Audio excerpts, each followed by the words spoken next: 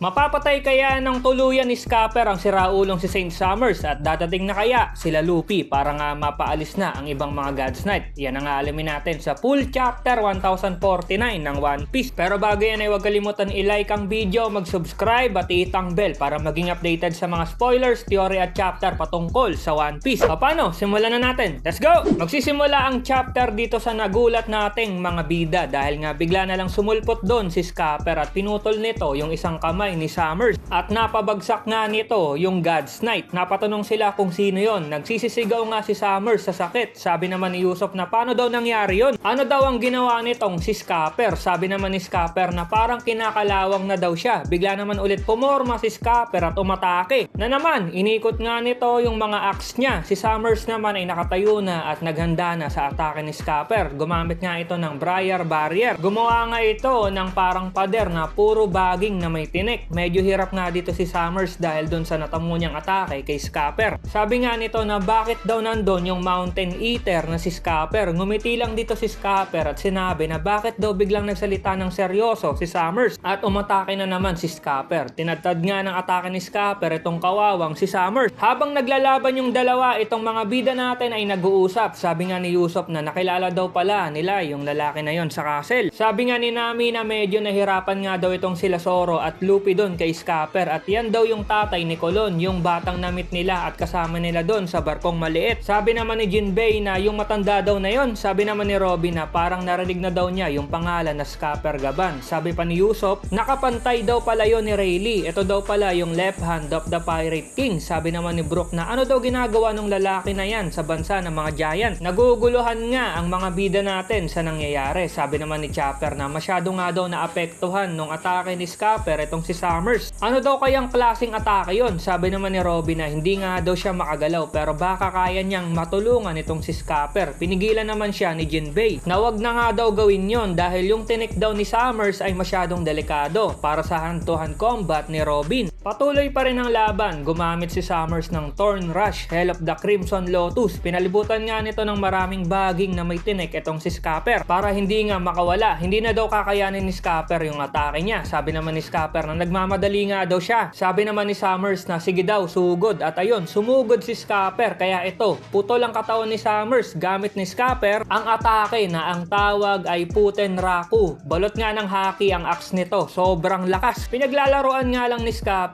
itong siraulong Summers na to. Gulat na gulat nga ang mga bida natin sa nangyayari dahil nahati nga sa dalawa itong si Summers. Si Scapper naman nagmamadali na umalis dahil nga ililigtas pa nito sila Colon. Sumunod naman doon si Chopper dahil nga gusto nitong malaman kung anong gamit ni Scapper na powers para nga masugatan nito yung mga God's Knight. Pinigilan naman ng mga bida natin si Chopper pero diretso nga lang itong umalis. Sa kabilang banda nasusunog na nga ang school at itong si Killingham ay tuwang-tuwa nga sa nangyayari. Okay na daw siguro yon. Si Ange naman ay umiiyak na lang sa nakikita niya pero napansin ni Killingham na yung library nga ay hindi pa nasusunog. Kaya ayun, kumuha ito ng pana at pinana nito yung library. May apoy nga yung pana niya para nga masusunog din yung library. Nakita nga din ni Robin ang nangyayari at umiiyak na nga din siya dahil yung pinoprotektahan nila ay nasusunog na. Sa village naman ay sinasabihan na ng mga giants itong si Elder Harul na hindi nito kasalanan ang nangyayari. Naluluha na nga lang dito si Elder Harul. Sa kabilang banda din ay nakita din ni Ronja ang nasusunog na library at school at umiiyak na nga lang din ito. Sinabihan ni Killingham si Gunko na okay na daw, nangyayari na yung gusto nila. Kaya itong si Gunko pinaatras na si Ronja pabalik doon sa ibang mga bata. Si Ronja nga dito ay umiiyak na dahil nakita niya na lumalala na nga ang sitwasyon. Sabi pa ni Gunko na bakit daw umiiyak si Ronja, dapat daw maging masaya to. Bigla naman nagsalita si Ronja at nagsosorry na bakit daw nabuhay pa siya. Siya daw ang may kasalanan kaya nagkakaganon sa Elbap ngayon at ang lahat ay nasusunog. Pinatitigil nga siya ng ibang mga bata na hindi daw totoo yon. Sorry nga ng sorry dito si Ronja. Tingnan mong ginawa ng mga siraulong God's Knight na to. Na-trauma pa ang isang batang giant. Pero habang nag-iiyakan ng mga bata ay eto na, dumating na si Scapper. Sinabi nga nito na yung kultura, ang lakas ng mga giant ay gusto ng mga God's Knight na kuhanin. Pati ba naman daw bata idadamay pa ngayon? Itong mga to daw ay walang karapatan na gawin yung ganon. Nagulat nga si Gunko dito dahil bakit bakit may isang pirata na kasama sa crew ni Roger ang nasa Elbap ngayon? Alam naman daw ni Scapper na kapag pumalag siya, baka mapahamak yung mga bata. Narinig nga ng mga bata yung boses ni Scapper at nabuhayan nga ang mga to. Tinawag nila si Colon dahil andun na nga daw yung tatay niya. Ililigtas na nga daw sila. Etong si Scapper naman, iniisip si Colon na wag nga daw susuko itong anak niya. Tuwang-tuwa nga si Colon nung nakita niya yung tatay niya. Tinigaw nga nito na sobrang lakas ng tatay niya na pinakamalakas sa lahat ng nasa Elbap. Ligtas na daw sila ngayon. Si Gunko naman narinig na tatay pala ni Colon itong si Scapper, kaya biglang pumunta si Gunko sa pwesto ni Colon. Hindi na nga inabutan ni Scapper si Gunko dahil ang bilis nito. Binantaan nga nito agad si Colon na kapag pumalag itong bata, mayayari nga daw to. Tinutukan agad ni Gunko ng parang malaking pantusok itong si Colon sa leeg. Hindi na nga muna gumalaw si Scapper at napaisip ito. Sabi pa nito na ito na nga daw yung pagkakataon niya para matapos na yung gulo. Kapag gumalaw siya, maaapula na yung apoy, mararescue na ang mga bata at maililigtas na yung Elbap. Sumigaw nga si Scapper dito kay Colon na teka lang daw, maghintay nga daw itong si Colon. Maging matapang lang daw ito, tiisin lang daw nito yung sugat at ililigtas nga daw siya ni Scapper. Sumagot naman si Colon na oo, isa nga daw siyang mandirigma. Talunin nga daw niya itong si Gunko. Sabi naman ni Gunko na ang isang buhay ay kapag nakuha na, hindi na mababawi pa. At nagkaroon nga ng flashback dito si Scapper nung pinanganak nga si Colon. Sobrang laking baby nga nitong si Colon. Malaki pa kay Scapper pero ang cute. Nagpasalamat nga si Scapper kay Ripley dahil isa nga daw napakahalagang biyaya itong si Colon para sa kanya. Sumugod na nga si Scapper dahil itong si Colon tinutusok na ni Gunko at dumudugo na yung leeg. Sabi pa ni Scapper na kapag hindi siya gumawa ng paraan ay baka lumala pa yung sitwasyon. Pero habang papasugod si Scapper, bigla niyang nakita sa future sight niya yung mangyayari na mamamatay si Colon kapag sumugod siya. Kaya ang nangyari, sumuko si Scapper kay Gunko at hindi na nga lumaban. Nagsorry nga si Scapper sa Elbap at kay Colon. Sabi naman ni Gunko na napakahinang nilalang daw talaga nito at ayun, inatake ni Gunko si Scapper ng napakaraming araw at tumusok yon sa katawan niya. Parang ang hindi na mabubuhay si Scapper. Tumalsik nga si Scapper pababa dun sa underworld at umiiyak na lang dito si Colon. Etong si Chopper naman nagulat pero parang alam niya na yung atake na ginagawa ni Scapper. Nag-iyakan na nga yung mga bata dahil sa nangyayari at itong si Colon tinawag niya yung tatay niya. Nang marinig ni Gunko yung daddy na sinabi ni Colon ay parang may gumising sa diwa nito. Nagtataka nga siya kung anong memorya yung nakikita niya at dito na nga makikita natin na parang may mag-ama at yung bata ay si Gunko pero yung tatay niya ay hawig ng itsura ni Brook. Habang si Gunko ay naguguluhan, doon naman sa kabila ay may napagkukwentuhan itong mga bida natin na kamukha daw nung kilala ni Brook. Itong si Jinbei ay ang sabi kailangan nilang gumawa ng plano. Sabi naman ni Brook na patawad daw, baka namali lang daw siya ng tingin. At balik tayo kay Gunko. Itong si Gunko binanggit yung pangalan ni Brook at naalala niya na nandun si Brook kaya tumakbo to para puntahan nga itong si Brook. Kaso nga lang biglang huminto ang katawan ni Gunko na parang may kumokontrol dito. Biglang nagsalita yung nasa katawan ni Gunko na ano daw bang nangyayari sa mga God's Night. Bakit ang tagal daw nitong tapusin yung mga trabaho nila. Nataranta nga dito si Killingham nang marinig niya yon. Malalaman natin dito na si Imo pala yung kumokontrol kay Gunko. Sabi pa nito na bilisan na daw nila sa Elbap dahil yung Marijowa daw ay napupuno na ng apoy. Kailangan nga daw nila ng dagdag puwersa ngayon doon sa Marijowa. Ano kaya ang nangyayari sa Marijowa? Sumugod na kaya si Dragon